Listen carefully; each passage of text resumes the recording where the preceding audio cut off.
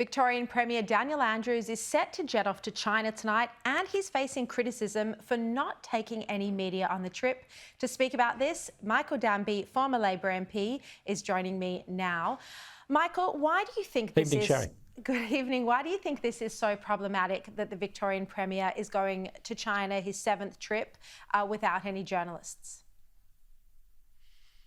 Well, China is a secret, closed communist state with no independent media, so we'll only be getting the views of Dan Andrews' Twitter or the official Chinese state media. Now, he's ostensibly going for education. Most of the experts say we have too many students coming from the PRC and not enough from India or Japan.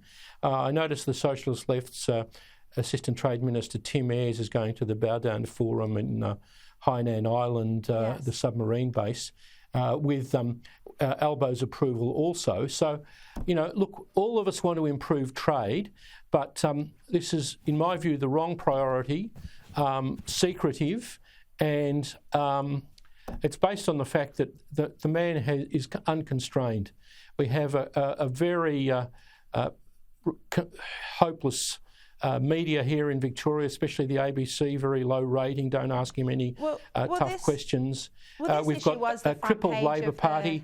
Yeah, but this issue was the front page of the Sunday Herald Sun on the weekend, so it has been a very big issue in Victoria. I guess the issues are we have an Australian journalist, Sheng Lei, who's still in prison.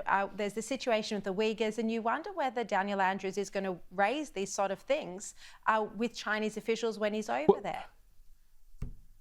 I doubt it. Look, John Fitzgerald's long report on the Beijing's cultivation of Victoria pointed this out, that his advisors are mainly sort of local multi-culti advisors, not people with expertise in foreign affairs. Albo, give him a foreign affairs advisor. In fact, give every state premier who's dealing with foreign players a proper experienced international affairs advisor. They need them.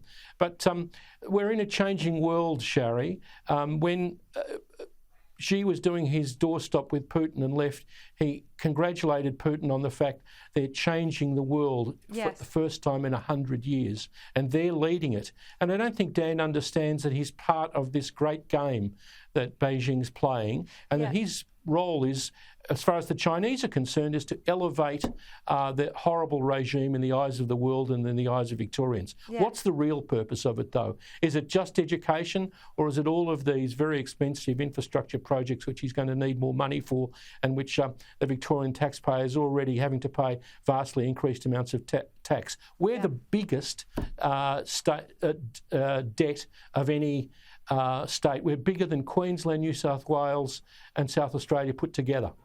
And that's the issue. There's no transparency around it. As you say, Xi Jinping has just been at talks at the Kremlin with Vladimir Putin. You know, Russia increasingly isolated from the rest of the world because of how it's conducted itself with Ukraine.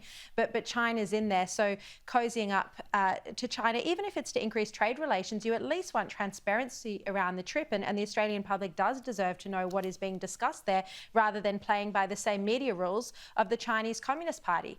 Now, Michael Danby, on exactly, Sharri. There are no uni leaders, there are no business leaders, there's no other minister, and there's no one who can sort of independent advisor sort of tell him what these guys are really up to, or hear the secret conversations. Now, on another topic, there have been riots in Tel Aviv overnight that are very serious. What's happened? Well, I don't think there's riots. There's been use of water cannon and people occupying a highway. So far, we're very lucky that it hasn't spilled into any violence. But there's a very deep rift in that society over judicial reform, which it basically is the right of Israeli politics want to introduce the Australian, UK or US system of the executive appointing judges, and the left of Israeli society and the centre prefer that the current system where the judges pick their own on the Supreme Court continue. The real problem for Bibi is he seems to have lost his mojo a bit with the Defence Minister Gallant resigning.